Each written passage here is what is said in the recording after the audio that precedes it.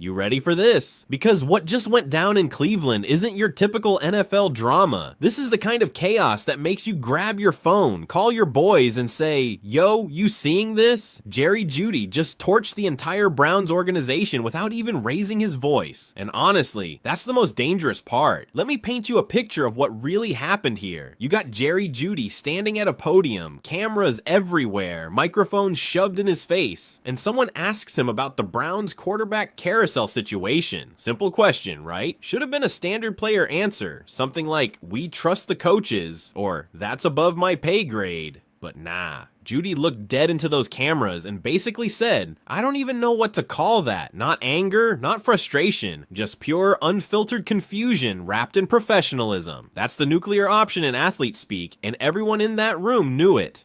Here's what makes this whole situation absolutely wild. The Browns spent all offseason juggling quarterbacks like they were running some kind of football circus. They had plans for Flacco, plans for Pickett, rotating practices, splitting reps, treating their quarterback room like a reality show competition. And for what? Both those guys are gone now, shipped out, done. So all that time, all that energy, all those split reps that could have gone to developing actual talent, it just evaporated into thin air. And Jeudy's standing there like, "Yeah, I watched all that happen, and I still can't make sense of it." But the real bombshell isn't what Jeudy said about the past, it's what he didn't say about the future. Because sitting right there in that same building, probably watching this press conference go down, is Shedeur Sanders, the most talked about rookie quarterback not currently starting games in the entire league. The son of Coach Prime himself, a walking highlight reel with swagger for days, and a confidence that makes veteran defenders nervous. And Kevin Stefanski has been treating him like he's radioactive. Think about that for a second. You draft a quarterback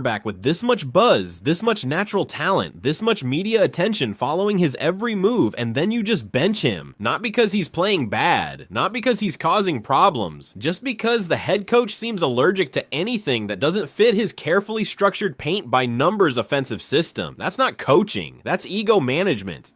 And Jerry Jeudy sees it. The whole locker room sees it. Probably half the league sees it at this point. When Jeudy dropped that comment about not knowing what the quarterback situation was, he wasn't just talking about Flacco and Pickett. He was opening a door to a much bigger conversation about what's really going on in Cleveland. Because you don't waste a blue chip quarterback prospect by keeping him wrapped in bubble wrap unless something deeper is happening behind closed doors. Let's talk about Stefanski for a minute, because this is where things get really interesting. On paper, the man's a good coach. He's got an offensive coordinator background. He can scheme up plays. He knows football, but there's knowing football, and then there's understanding the modern NFL. And right now, the modern NFL runs on star power. It runs on quarterbacks who can carry franchises, who can sell jerseys, who can turn a struggling team into must-watch television with one Instagram post. Shedeur Sanders is that guy. He's built for this era, and Stefanski's out here treating him like a problem to be managed instead of a weapon to be unleashed. You want to know what's really going on here? It's a culture clash, plain and simple. You got old school football philosophy smashing headfirst into new school reality, and neither side wants to blink first. Stefanski comes from that era where you run the ball, control the clock, keep everything conservative and predictable, keep your head down, don't make waves, win with discipline and execution. That worked in 1995. It doesn't work now. Not when every team's got access to the same film, the same analytics, the same training methods. What separates winners from losers now isn't just X's and O's, it's the X factor. And Shedeur Sanders is dripping with X factor. But Stefanski can't see it, or maybe he sees it and it scares him, because letting Shedeur loose means giving up control. It means admitting that sometimes the flashy, confident, social media savvy quarterback who shows up in designer fits and custom cleats might actually know what he's doing. It means accepting that the game has evolved past the point where you can just plug any quarterback into your system and expect results. Modern NFL offenses are built around their quarterback's strengths. You don't force them to adapt, you adapt to them. And that's where Jerry Jeudy's comments cut so deep, because Jeudy's out here playing his tail off, running routes, trying to make plays happen, and he's watching the coaching staff make decision after decision that just doesn't add up. He watched them rotate through quarterbacks during training camp like they were testing different pizza toppings. He watched Flacco and Pickett get reps that probably should have gone to the future of the franchise. And now both those guys are gone, and Cleveland's still stuck in neutral while Shedeur's sitting on the bench looking like he's ready to explode. Here's what nobody's talking about loud enough. This isn't just about one player or one coach. This is about what Cleveland represents. For decades, this city has been the punchline of NFL jokes, the factory of sadness, the place where quarterback careers go to die. They've cycled through more starting quarterbacks than some franchises have had head coaches. Every few years, they draft someone new, hype him up, watch him crash and burn, then repeat the cycle. It's exhausting, it's heartbreaking, and it's exactly what Jeudy is trying to prevent from happening again. Because Shedeur's different. He's not just another quarterback prospect with potential. He's a fully formed brand walking into the building. He's got the pedigree, the talent, the confidence, and most importantly, he's got the belief that he belongs on that field right now. Not next year, not after he learns the system, now. And when you've got a player with that kind of conviction, you either ride with him or you risk losing the entire locker room's respect. That's what Jeudy's comment really exposed. It wasn't just about wasted practice reps. It was about trust, or the lack of it, when your star wide receiver is openly questioning the team's decision-making process in front of reporters. That's not a slip of the tongue. That's a warning shot. That's a player saying, we see what's happening here, and it's not sitting right with us. And once that sentiment starts spreading through a locker room, it's almost impossible to put the genie back in the bottle. Now let's talk about the real pressure cooker situation Stefanski just created for himself. Every single game Dillon Gabriel plays, people are going to be watching with one eye on the field and one eye on the bench where Shedeur's sitting. Every incompletion, every sack, every 3 and out is going to have fans screaming for the backup. And it won't just be the fans. You know those assistant coaches are thinking it. You know those offensive players are thinking it. Heck, probably some of the defensive guys are thinking it too, wondering why they're grinding out there while the team's most explosive offensive weapon is collecting dust on the sideline. And here's the kicker. The longer Stefanski waits, the worse this gets. Because every week that passes without Shedeur getting meaningful snaps is another week where the narrative builds. The media is going to keep asking questions. The fans are going to keep demanding answers. And Jeudy just gave everyone else in that locker room permission to start speaking up too. Once one player breaks the seal on criticizing coaching decisions, others feel emboldened to do the same. That's how you lose a locker room in real time. But maybe that's what needs to happen. Maybe Cleveland needs this kind of chaos to force change. Because let's be brutally honest about something. The Browns have been running the same playbook for years, and it hasn't worked. They've tried the safe route. They've tried the veteran quarterback route. They've tried the game manager route. None of it's moved the needle. At some point, you gotta take a risk. You gotta bet on talent, even if it makes you uncomfortable. Especially if it makes you uncomfortable. And that's what Shedeur Sanders represents. He's the uncomfortable bet, the high risk, high reward option that could either blow up in your face or turn your franchise into a contender overnight. Most coaches would kill for that kind of problem. Most franchises would build their entire offense around a talent like that, but not Cleveland, not under Stefanski's watch. And that's what's driving Jeudy and probably half that roster completely insane.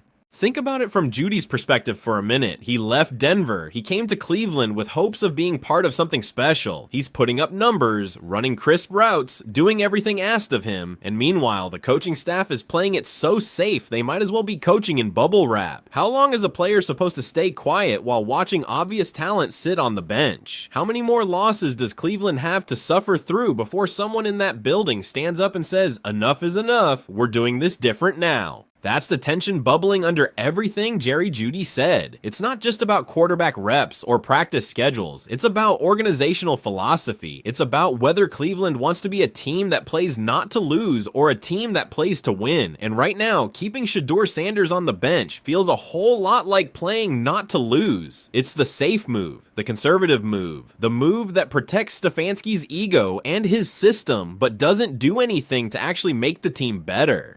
Meanwhile, Shedeur's just sitting there, probably working out harder than everyone else, studying more film than everyone else, staying ready for an opportunity that might never come, and that's the tragedy of this whole situation. You've got a young quarterback who's done everything right. He's been professional, he's been patient, he hasn't caused problems or demanded trades or thrown tantrums on social media. He's just been ready. And for what? So he can watch from the sideline while the team stumbles through another mediocre season? The thing that makes this even more frustrating is that everyone can see the writing on the wall except apparently the one person who matters most. Stefanski's holding onto his system like it's a life raft, but that life raft's got holes in it and it's sinking fast. At some point, pride has to take a back seat to reality, and the reality is simple. If Cleveland wants to be relevant, if they want to compete, if they want to finally break that curse that's been hanging over them for decades, they need to let Shedeur cook. Period. Jeudy knows it. The fans know it. The media knows it. Probably even Stefanski knows it deep down, but he's too stubborn or too scared to admit it. And that's what makes his comments so devastating, because Jeudy didn't come out with some angry rant. He didn't throw anyone under the bus. He just stated facts with a confused shrug, and somehow that's more damaging than any heated outburst could have been. It's the NFL equivalent of someone saying, "I'm not mad, I'm just disappointed," and that hits different. So where does Cleveland go from here? That's the million-dollar question. They're stuck in this weird limbo where everyone knows change needs to happen, but nobody wants to be the one to pull the trigger. Stefanski's not gonna voluntarily hand the keys over to Shedeur because that would be admitting his approach hasn't worked. The front office isn't gonna force his hand because they don't want to undermine their head coach. And meanwhile, the season's slipping away, game by game, opportunity by opportunity. But here's what I think is really going on beneath all the surface level drama. This isn't just about one coach being stubborn or one quarterback being patient. This is about the entire NFL watching to see how Cleveland handles having a legitimate superstar in waiting on their roster. Because Shedeur Sanders isn't just any backup quarterback. He's a cultural phenomenon. He's the kind of player who transcends football and becomes part of the larger sports conversation. And Cleveland's never had to deal with that kind of spotlight before. Every move they make with Shedeur is going to be scrutinized. Every decision, every press conference, every depth chart is going to be analyzed by millions of people. That's pressure most organizations never have to deal with. And maybe Stefanski's not equipped to handle it. Maybe he's so used to operating in relative obscurity, running his system his way without all this external noise, that having someone like Shedeur on the roster feels overwhelming. But that's not Shedeur's problem. That's a coaching issue. The best organizations embrace star power. They build around it. They use it as fuel to attract more talent and create a winning culture. The struggling organizations try to suppress it, afraid that one player might become bigger than the team. And we all know which category Cleveland's fallen into historically. But this feels like their chance to finally break that pattern. This feels like their moment to say, we're done being the punchline. We're ready to win now, and we're betting everything on this kid. Except they're not doing that. They're hesitating, they're overthinking, they're letting doubt and caution guide their decisions instead of conviction and boldness. And Jeudy just called them out on it without saying a single directly critical word. That's the brilliance of what he did. He didn't have to trash anyone or burn bridges. He just expressed confusion, and that confusion speaks volumes about what's really happening inside that building. And you know what the craziest part is? This whole situation could flip overnight. One injury, one bad game, one moment of clarity from the coaching staff, and suddenly Shedeur's under center, lighting up defenses and making everyone wonder why they waited so long. That's how fast narratives change in the NFL. But right now, in this moment, Cleveland's sitting on a powder keg and Jeudy just lit the fuse. Whether Stefanski wants to acknowledge it or not, the clock's ticking, the pressure's building, and sooner or later, something's gotta give. Because at the end of the day, this is Cleveland we're talking about. A city that's been starving for a winner for so long, they've almost forgotten what it tastes like. They don't need another safe, predictable, middle-of-the-pack season. They need electricity. They need excitement. They need someone who can walk into that stadium and make 50,000 people believe anything's possible. Shedeur Sanders is that guy. Jeudy knows it. The fans know it. And deep down, even Kevin Stefanski knows it. The only question left is how long everyone's gonna keep pretending otherwise before reality forces their hand.